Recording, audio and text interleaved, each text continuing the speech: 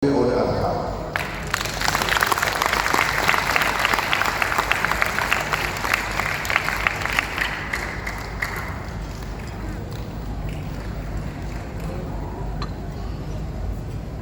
Saya kira ini tidak lepas dari berkat Anugerah ketika tahun 39 Ramadan turun dari Tuhan dari iman khusus, dan tidak ada yang diminta beliau itu kecuali berkah daripada Tuhan. Tidak ada yang diminta kecuali berkah daripada Tuhan. Jadi adanya pengakuan Azhar ini terhadap pendidikan kepada ulama kita di Mangkuso itu, saya kira tidak lepas daripada itu, berkah daripada ilmunya. Hadirin tidak, utamanya orang tua santri, perlu kita ketahui bahwa di Mangkuso sekarang ini kita punya program mengirim santri dalam 3 macam. Yang pertama, yang belum selesai aliyah. Yang belum selesai aliyah dikirim ke Mesir, dibina oleh ulama-ulama besar di Mesir selama 2 bulan. Selama 2 bulan dengan pembayaran 40 juta. Ini yang masih belajar di tingkat aliyah. Mereka di sana bagaimana ditingkatkan ilmu bahasa Arabnya dan ilmu agamanya.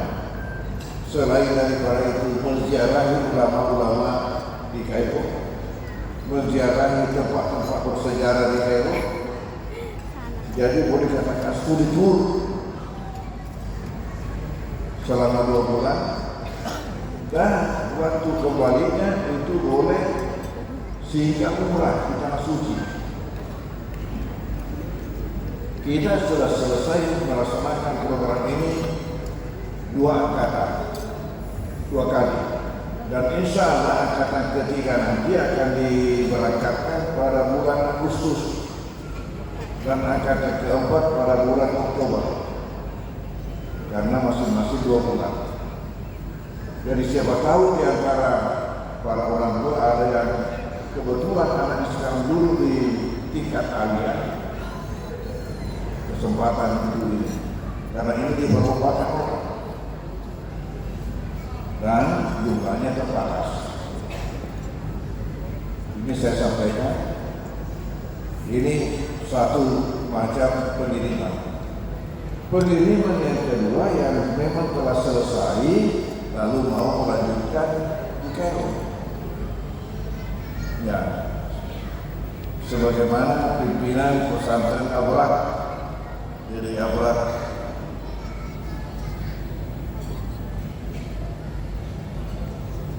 kemudian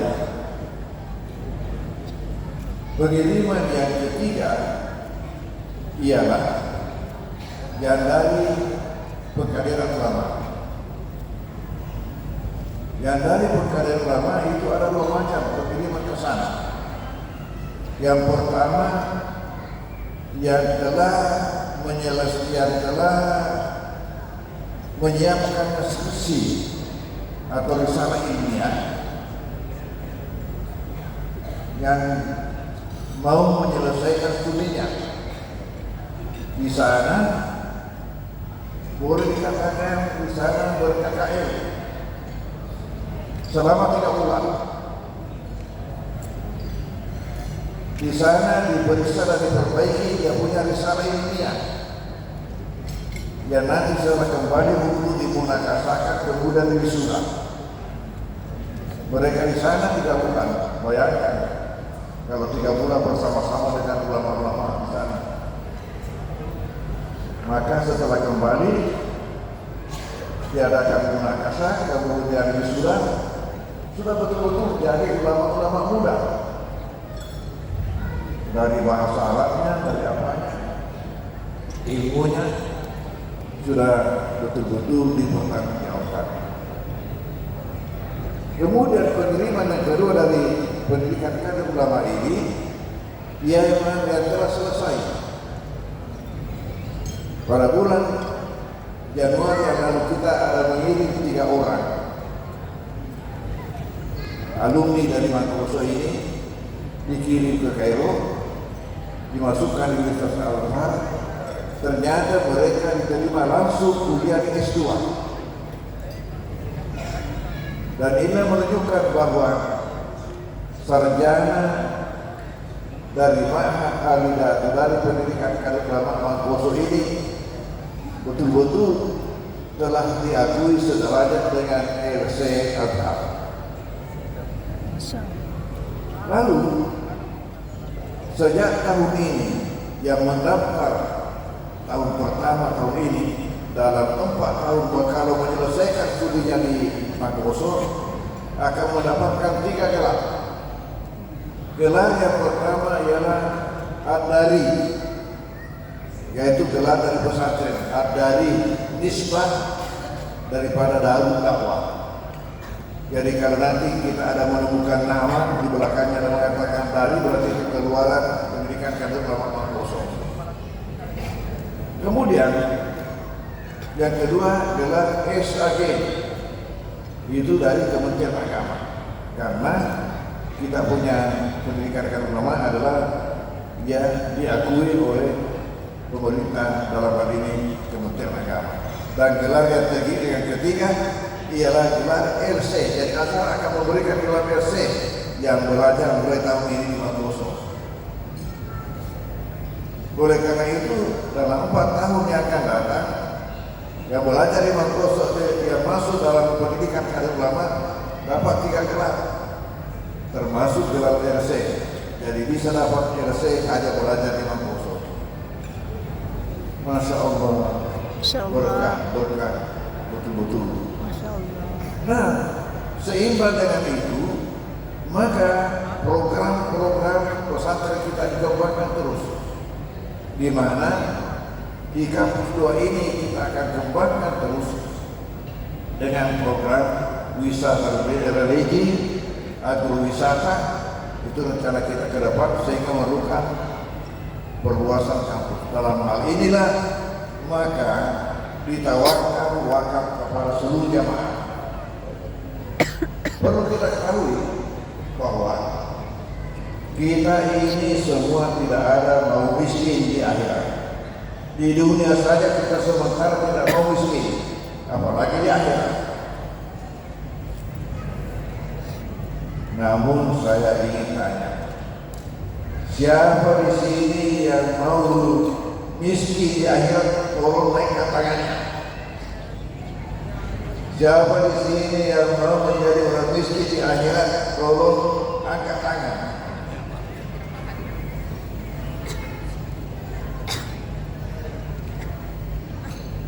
Semua ingin jadi orang kaya. Nah, perlu diketahui amal apa yang paling memperkaya seseorang di akhirat.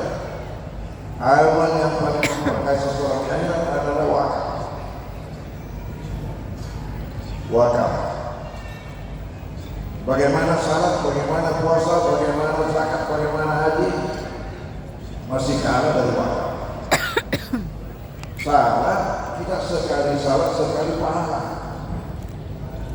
2 kali salat 2 kali pahala, 3 kali salat 3 kali pahala. Puasa juga begitu. Tapi wakaf sekali kita masukkan, pahalanya jalan terus, tidak berhenti.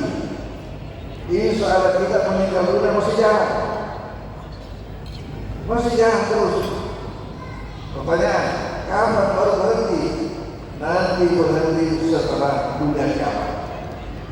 Oleh karena itu siapa yang bisa menghitung berapa banyak pahalanya. Kemudian perlu diketahui bahwa nilai wakaf itu dari 2 hal. Pertama, dari segi manfaatnya, dipakai untuk apa wakaf ini. Kemudian yang kedua, dari penggunanya, Berapa banyak yang menggunakan, memanfaatkan wakaf ini? Bayangkan kalimat kosong. Kita punya satu sekarang lebih 4.000. Jadi kalau menanamkan wakaf kosong lebih 4.000 orang yang menikmati wakaf kita. Di Timur Tengah, khususnya di Mesir, itu wakaf betul-betul sudah menjadi budaya. Di sana tidak mau orang meninggal sebelum jelas wakafnya. Tidak mau meninggal dunia kalau tidak ada wakafnya. Kalau saya kasih contoh, satu keluarga terdiri dari 5 orang, seorang ayah, seorang ibu, 3 orang anak. Sebelum meninggal, dibagi anaknya. Dan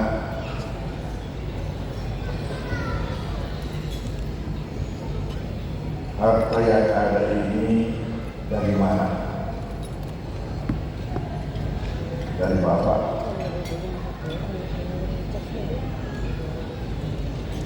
Pertanyaan,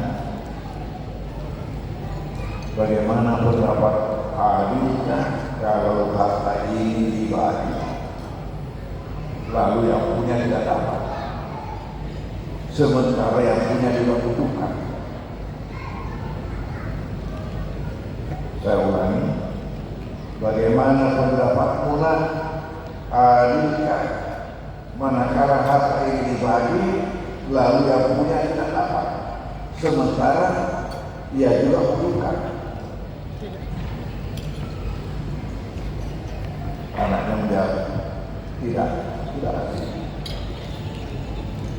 Jadi mereka itu dibagi 5 makanya semasa itu dibagi 5, seperti 5 ayah, seperti 5 ibu, seperti masing-masing anak. Nanti di bagian ayah jadi wakaf kalau meninggal, bagian ibu jadi wakaf kalau meninggal. Oleh karena itu wakaf mesti bertambah terus. Siapa yang mengurusnya? Di kabinet mesti memang ada kementeriannya, ada kementerian wakaf, dan ini yang mengurusnya. Kalau saya baca dalam satu kitab mengatakan bahwa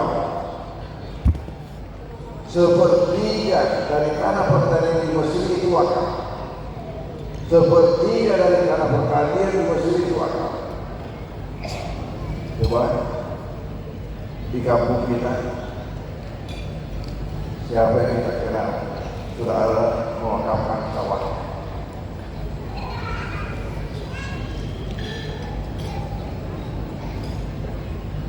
Selain daripada itu, mereka yang tidak punya sawah, mereka mewakafkan gedung-gedung bertingkat. Begitu banyak gedung di Kairo, apartemen wakaf. Dan wakaf yang paling besar yang bisa kita saksikan sekarang ini yang ada di Mekah, yaitu Hotel Grand Zamzam. Hotel Grand Zamzam ini masyarakat kita kenal jamaah haji kenal bahwa ini hotel yang terbesar, termegah, tertinggi di Mekah. Tapi kita tahu bahwa hotel ini sebenarnya adalah wakaf. Wakaf siapa? Wakaf Raja Abdullah, Raja Saudi Arabia yang digantikan sekarang oleh saudaranya Salman. Jadi Raja Abdullah ketika menjadi raja sebelum meninggal dunia sudah sempat membuat hotel ini, lalu dijadikan wakaf bukan atas namanya, tapi atas nama orang tuanya.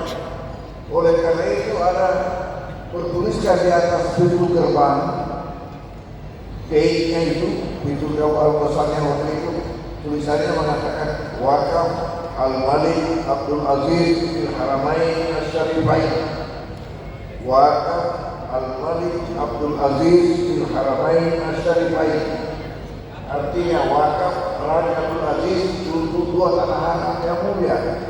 Maksudnya untuk masjid 2 tanah haram, Masjidil Haram di Mekah, Masjid Nabawi di Madinah. Jadi itu apa uangnya? 2 masjid ini.